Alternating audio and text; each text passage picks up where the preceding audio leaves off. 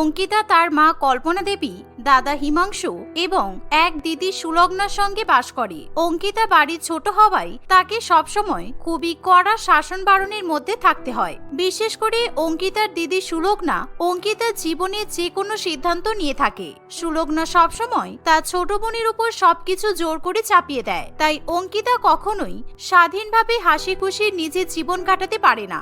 এখন অঙ্কিতা যথেষ্ট বড় হয়েছে, সবেমাত্র তার কলেজের পড়াশোনা শেষ হয়েছে, কিন্তু তবুও এখনো পর্যন্ত অঙ্কিতা তার জীবনের কোনো সিদ্ধান্ত নিজে থেকে নিতে পারে না। যে কোনো ছোট বিষয়ের ক্ষেত্রেও তাকে তার দিদির কাছ থেকে অনুমতি নিতে হয়। কিরে, তুই তৈরি হয়ে সেজেগুজে এরকম ড্রেস আপ করে কোথায় যাচ্ছিস শুনি? দেখে তো মনে হচ্ছে কোনো অফিসে যাচ্ছিস। কোথায় যাওয়া হচ্ছে? দিদি, তুই তো জানিস আমার বাচ্চাদেরকে পড়াতে কত ভালো লাগে। আমার টিচার হওয়ার খুব ইচ্ছা, তাই আমি একটা স্কুলে ইন্টারভিউ দিতে যাচ্ছি। তোর সাহস তো কম নয়, তুই আমাকে কিছু না জিজ্ঞাসা করে ইন্টারভিউ দিতে যাচ্ছিস। এত সাহস কোত্থেকে পেলি তুই? কোনো চাকরি বাকরি করার দরকার নেই, পড়াশোনা করেছিস, বাড়িতে বসে থাক। এতদিন পর্যন্ত আমি আর মা তোকে অনেক সামনে রেখেছি, আর এখন তুই চাকরি বাকরি করার বাহানায় বাইরে বেরোবি, তারপর ছেলেদের চক্করে পড়ে ফালতু হয়ে যাবি। তখন আমরা তোর ভালো ঘরে বিয়ে দিতেই পারবো না। এই শুনে অঙ্কিতা ভয় পেয়ে যায়। সে তার দিদির মুখের উপরে আর কোনো কথা বলতে পারে না। জানি না আমার দিদিটা এরকম নিষ্ঠুর হলো কি করে। আমার বন্ধুদেরও তো দিদি আছে, শুনেছি দিদিরা খুবই ভালো হয়। দিদিরা বোনেদেরকে কত ভালোবাসে, বোনেদের দুঃখ কষ্ট দিদিরাই বোঝে। কিন্তু আমার দিদিটাকে মাঝে মধ্যে মনে হয় কেমন যেন হিটলারের মতো, সবসময় আমার সঙ্গে শত্রুতা করে। এভাবেই সুলগ্না সবসময় তার বোনের উপর কড়া নজর রাখে। অঙ্কিতা যাই করুক না কেন, তাতেই যেন সুলগ্নার প্রবলেম হয়। একদিন অঙ্কিতা কারোর সঙ্গে ফোনে কথা বলছিল, আর এই দেখে সুলগ্না তখনই সেখানে আসে। এই যে, কার সাথে হেসে হেসে ফোনে কথা বলা হচ্ছে? তখন থেকে তো দেখছি গুজুর গুজুর ফুসুর ফুসুর চলেই যাচ্ছে। কে আছে ফোনে দেখি? নতুন বয়ফ্রেন্ড পাঠিয়েছিস? তোর কি ডানা গজিয়েছে? এসব তুমি কি বলছো দিদি? আমি তো মৌটুসির সঙ্গে কথা বলছি, আমার কলেজের বন্ধু মৌটুসি। মিথ্যা কথা বললে না মেরে একেবারে মুখ ভেঙে দেব। কই দেখি ফোনটা দে। এই বলে সুলগ্না অঙ্কিতার হাত থেকে ফোনটা কেড়ে নেয় এবং নিজেই ফোনে কথা বলতে শুরু করে। হ্যালো, কে বলছো? কথা বলছো না কেন? নাম কি তোমার? হ্যাঁ দিদি, আমি মৌটুসি বলছি, শুনতে পাচ্ছ? আসলে নেটওয়ার্কের প্রবলেম হচ্ছে মনে হয়। মৌটুসির গলার আওয়াজ শুনতে পেয়ে সুলগ্না বুঝতে পারে যে তার বোন এতক্ষণ সত্যি কথা বলছিল, কিন্তু তবুও সে তার বোনের সামনে নাটক করে। জানি না কে ছিল, কিছুই শুনতে পেলাম না। যাই হোক শোন, ফোন দেওয়া হয়েছে মানে সবসময় তুই ফোনে ব্যস্ত থাকবি তা কিন্তু নয়। কলেজ শেষ হয়ে গেছে, কলেজের বন্ধুও শেষ, এখন আর অত বন্ধুগিরি করতে হবে না। তোর ফোনটা আজকে আমার কাছে থাক, দরকার আছে আমার। কেন দিদি, আমার ফোন তুমি নেবে কেন? কি দরকার তোমার? আমি তোর ফোনটা চেক করতে চাই, কারণ আমি দেখতে চাই কোনো ছেলের সঙ্গে তোর চক্কর চলছে কিনা। কারণ মাঝে মধ্যেই তোকে হেসে হেসে ফোনে কথা বলতে দেখি, চ্যাট করতে দেখি, আবার মাঝে মধ্যে তো ভিডিও কলও করতে দেখি। আমার তোর উপরে সন্দেহ হচ্ছে, সেই কারণে আমি তোর ফোন চেক করব। আর যদি উল্টো পাল্টা জিনিস পেয়েছি তাহলে তোর খবর আছে, তোর বিয়ে দিয়েই বাড়ি থেকে তোকে বিদায় করব। এই শুনে অঙ্কিতা খুবই ভয় পেয়ে যায়। আমার তো খুব ভয় করছে, আমি যে লুকিয়ে লুকিয়ে অনলাইনে ছেলে মেয়েদের পড়াই, এটা যদি দিদি জানতে পারে তাহলে তো আমার আর রক্ষে নেই। দিদি কেন বুঝতে চায় না? আমার টিচার হওয়ার স্বপ্ন, আমার বাচ্চাদেরকে পড়াতে খুবই ভালো লাগে। দিদি তো বাইরে বেরিয়ে কাউকে পড়াতে দেবে না, সেই জন্য আমি অনলাইনে টিউশন পড়ানো শুরু করেছি। হে উপরওয়ালা, দিদি যেন কিছু ধরতে না পারে। অঙ্কিতা মনে মনে এমনই প্রার্থনা করতে থাকে। সৌভাগ্যবশত সেদিন অঙ্কিতা বেঁচে যায়, কারণ তার দিদি শুধুমাত্র হোয়াটসঅ্যাপ এবং কল লিস্ট চেক করে অঙ্কিতার ফোন ফেরত দিয়ে দেয়, কারণ সে উল্টোপাল্টা তেমন কিছু খুঁজে পায় না। এই দেখে অঙ্কিতা মনে মনে খুবই খুশি হয়। এভাবেই সময় কাটতে থাকে। এরই মধ্যে কল্পনা দেবী তার বড় ছেলে হিমাংশুর বিয়ে দেবে বলে ঠিক করে। কিছুদিনের মধ্যেই হিমাংশু নন্দিনীকে বিয়ে করে বাড়িতে নিয়ে আসে। নন্দিনীর ছোট ননদ অর্থাৎ অঙ্কিতা তার নতুন বৌদিকে বরণ করার জন্য দরজার সামনে দাঁড়িয়ে থাকে। বৌদি, তোমার শ্বশুর বাড়িতে তোমাকে অনেক অনেক ওয়েলকাম জানাই। আমি তোমার ছোট ননদ, আমি তোমাদেরকে বরণ করে ঘরে তুলবো। এত আদিক্ষেতা করার কিছু নেই অঙ্কিতা, বৌদি এই বাড়ির বৌমা, আর বৌমাদেরকে বেশি মাথায় তুলতে নেই, তাহলে পরবর্তীকালে মাথায় উঠে নাচানাচি করবে। তাই বাড়ির বৌমাদেরকে প্রথম থেকেই শক্ত বাঁধনের মধ্যে বেঁধে রাখতে হয়। নে, অনেক বরণ করা হয়েছে, আর অত আদিক্ষেতা দেখিয়ে লাভ নেই। এই যে বৌদি, তুমি ঘরে যাও আর তাড়াতাড়ি তৈরি হয়ে নিচে নেমে এসো, একটু পরেই তোমাকে সবাই দেখতে আসবে। নন্দিনী শ্বশুরবাড়িতে প্রবেশ করতে না করতেই তার দুই ননদের মধ্যে আকাশ পাতাল পার্থক্য বুঝতে পারে। সে খুব ভালো মতোই অনুমান করতে পারে তার দুই ননদ দুই রকম, তাদের মধ্যে কোনো মিল নেই। কোনো রকমে অঙ্কিতা তার নতুন বৌদিকে বরণ করে আর নন্দিনী তাড়াতাড়ি নিজের ঘরে চলে যায়। কিছুক্ষণ পর নন্দিনী তৈরি হয়ে নিচে নেমে আসে। ওয়াও বৌদি, তোমাকে এই শাড়িটা পরে কি সুন্দর লাগছে। লাল শাড়ি, গহনা পরে একেবারে লাল টুকটুকে পরি মনে হচ্ছে। বৌদি, তোমার কাজলটা একটু ঘেটে গেছে, দাঁড়াও আমি ঠিক করে দিচ্ছি। হ্যাঁ, আসলে তাড়াহুড়ো করছিলাম তো সেই জন্য ঘেটে গেছে, একটু ঠিক করে দাও তো। নন্দিনী তার বৌদির চোখের কাজল ঠিক করে দেওয়ার চেষ্টা করে, আর এই দেখে তাদের এক প্রতিবেশী বুলটি কাকিমা বলে, বাবা, ননদ বৌদির কত ভালোবাসা। এরকম ভাবে সারা জীবন মিলেমিশে থাকলেই হলো। প্রথম প্রথম সব ননদই ভালো থাকে, আর প্রথম প্রথম সব বৌদিকেই ভালো মনে হয়। তারপরে কিছুদিন যেতে না যেতেই ননদ বৌদি একে অপরের শত্রু হয়ে যায়। প্রত্যেক বাড়িতেই একই নাটক, ননদ বৌদির কখনো মিল হতেই পারে না। কেন কাকিমণি, তুমি এরকম বলছো কেন? এমন অনেক বাড়িই আছে যেখানে ননদ আর বৌদি একেবারে বোনের মতো করে থাকে। আর ননদকে ইংলিশে সিস্টার ইন ল বলে, তার মানে তো বোনই হলো। আমি যদি বৌদিকে নিজের বোনের মতো মনে করি তাহলে বৌদি অবশ্যই আমাকে বোনের চোখেই দেখবে, তাই তো বৌদি?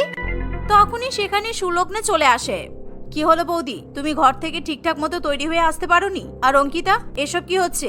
বাড়িতে এত লোকজন আছে, এত লোকজনের সামনে এখনো তুই বৌদিকে সাজিয়ে দিচ্ছিস? এসব লোক দেখানো নাটক বন্ধ কর। আর বৌদি, তোমাকে এত সাজগোজ করার দরকার নেই, কারণ কাল থেকে তোমাকে সেই বাড়ির কাজকর্মই করতে হবে, সংসার সামলাতে হবে। তাই পটের বেবি সেজে বসে থাকার কোনো দরকার নেই। যত তাড়াতাড়ি সংসারের দায়িত্ব নিতে পারবে ততই ভালো। ওরে বাবা, এরা যে দুই ননদ একেবারে দুই রকম। এক ননদ বলছে সারা জীবন বোনের মতো থাকবে, আবার আরেক ননদ তো শাশুড়ি মায়ের মতো শাসন করছে। একদিন হলো না বৌদি বাড়িতে আসতে না আসতেই বড় ননদ বৌদির উপর জোর দেখানো শুরু করে দিয়েছে। এমনটাই হয়। হ্যাঁ, এই যে আপনাদের কোনো কাজ নেই বলুন? লোকের বাড়িতে কি হচ্ছে না হচ্ছে সেসব না দেখে বাড়ির উপর নজর রাখুন। বৌদির সঙ্গে ঠিক যেমন ব্যবহার করা উচিত আমি সেরকমই ব্যবহার করছি, কারণ আমার লোক দেখানো আদিক খেতে পছন্দ নয়। এই যে বৌদি, কালকে কিন্তু পুরো বাড়িটা তোমাকে পরিষ্কার করতে হবে, রান্নাও করতে হবে, এগুলো যেন মাথায় থাকে।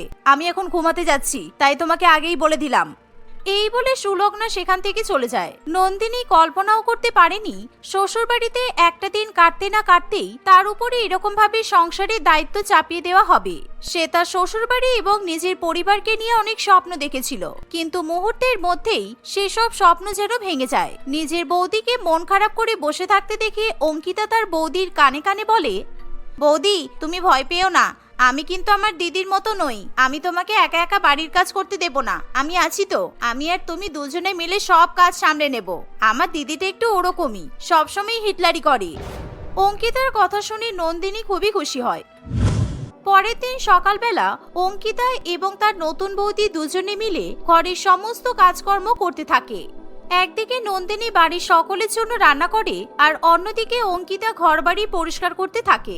এভাবে 2-4 দিনের মধ্যেই নন্দিনীর সঙ্গে তার ছোট ননদের খুবই ভালো বন্ধুত্ব হয়ে যায়। তারা দুজনে বোনের মতো একে অপরের খেয়াল রাখতে থাকে। আর অন্যদিকে সুলগ্না সবসময় নন্দিনীকে বুঝিয়ে দেয় সে এই বাড়ির বৌমা। সুলগ্না সবসময় তার বৌদির সঙ্গে খারাপ ব্যবহার করে থাকে।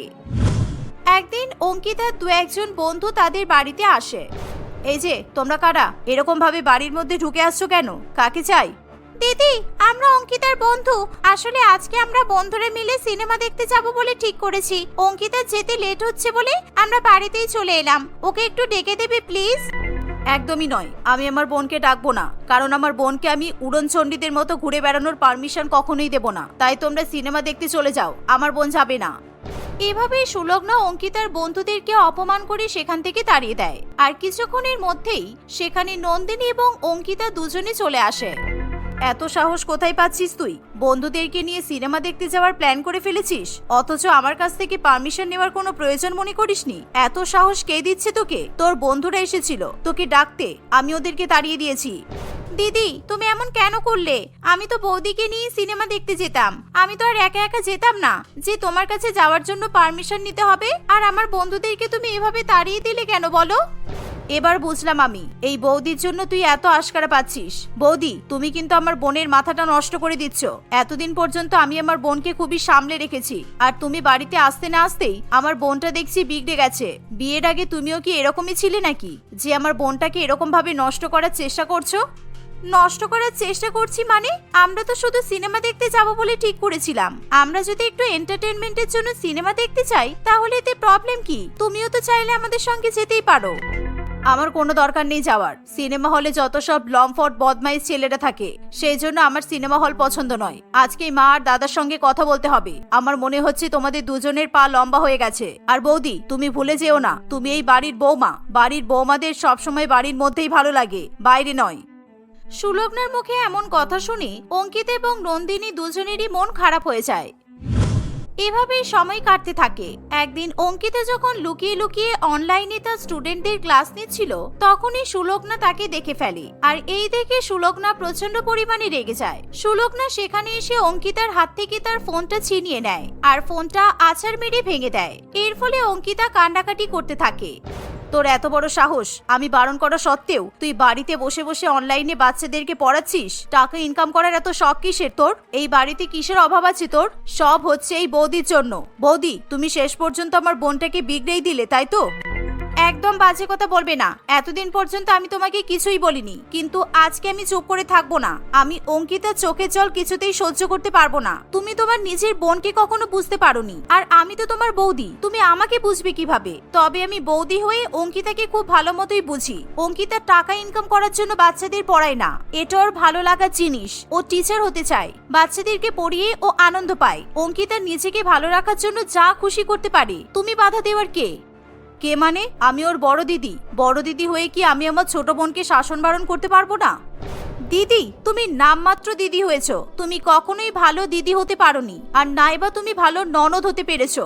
জানো, আমার বোন নেই। ভেবেছিলাম বিয়ের পর আমি দুটো বোন পাবো, কিন্তু শ্বশুর বাড়িতে এসে আমি একটা ননদ পেয়েছি আর একটা বোন পেয়েছি। তুমি কখনো আমার বোন হতে পারোনি, কিন্তু অঙ্কিতার মধ্যে আমি প্রথম দিন থেকে আমার বোনকে খুঁজে পেয়েছি। অঙ্কিতা, তোমার কোনো ভয় নেই। এবার তোমার যেটা ইচ্ছা হবে তুমি সেটাই করবে। তুমি টিচার হতে চাও, তাই তো? আমি তোমার পাশে আছি। আমিও দেখি এবার কে তোমাকে আটকায়। নিজের বৌদির মুখে এমন কথা শুনি সুলগ্না তার ভুল বুঝতে পারে। সে খুব ভালো মতোই অনুভব করতে পারে এতদিন পর্যন্ত সে সত্যিই তার বোনকে কখনো ভালোবাসা দিতে পারেনি। আমাকে ক্ষমা করে দাও তোমরা। সত্যি আমি ভালো দিদি হতে পারিনি। আর বৌদি, আমিও তোমার বোন হতে পারিনি কখনো। ননদ হয়েই থেকে গেলাম। তবে এবার থেকে আমি অবশ্যই ভালো বোন হয়ে দেখাবো। আমরা তিনজনই এবার তিন বোনের মতো এই বাড়িতে থাকবো। সুলগ্নার মধ্যে এমন পরিবর্তন দেখে নন্দিনী এবং অঙ্কিতা দুজনেই খুবই খুশি হয়। সেদিনের পর থেকে সুলগ্না নিজেকে পুরোপুরিভাবে পরিবর্তিত করে ফেলে। সে আর কখনোই নিজের বোন কিংবা বৌদির সঙ্গে বাজে ব্যবহার করে না। এখন তারা দুই ননদ এবং বৌদি তিন বোনের মতো মিলেমিশে সংসার করতে থাকে।